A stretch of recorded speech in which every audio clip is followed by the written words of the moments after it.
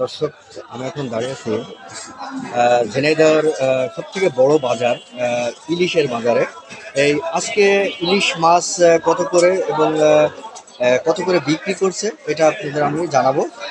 এখন আমি একজন ইলিশ বিক্রেতার কাছ থেকে জানবো যে ইলিশের দাম বৃদ্ধি পেয়েছে কিনা এবং ইলিশ মাছের চাহিদা কেমন, এবং তিনি ইলিশ কত করে বিক্রি করছেন। একজন ভাইয়ের সাথে আমরা কথা বলবো। আসসালামু আলাইকুম। ওয়ালাইকুম আসসালাম ওয়া রাহমাতুল্লাহি ওয়া বারাকাতুহু।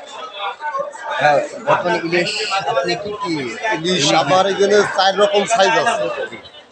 যেমন? সাইজ আছে গে 700 গ্রাম সাইজ, 700 গ্রাম সাইজ ভালো মাছ 1400 টাকা কেজি।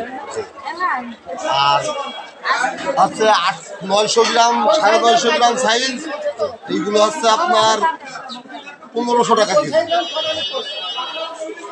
আর 3 কেজি সাইজ হবে ভালো মাছ, এগুলো হচ্ছে আপনার 850 টাকা কেজি। আচ্ছা, ইলিশের দাম কি বৃদ্ধি পাওয়ার সম্ভাবনা ইলিশের রয়েছে দাম না আগামী বেড়েছে? একই রকম, কমছে না বাড়ছে না, ওই ঝাটকার দামই কোনো উঠালামা করছে। আপনারা কোথা থেকে নিয়ে আসেন ইলিশ? যে আপনারা কোথা থেকে নিয়ে আসেন? আমরা আমাদের এই যে ঝিনাইদহ আড়ত, এখান থেকে সংগ্রহ করি। আচ্ছা আমদানি যদি হয় তার দাম কমবে, আমদানি না হলে দাম বাড়বে। আচ্ছা, ইলিশের দাম বৃদ্ধি পাওয়ার কারণটা কি? মাছ ধরা পড়ছে কম। দর্শক, আপনারা শুনলেন ইলিশ মাছের দাম কমেনি, বৃদ্ধি পেয়েছে এবং অবস্থানে আছে। আপনারা দেখুন, এখানে ঝিনাইদহের সবথেকে বড় একটা হাট।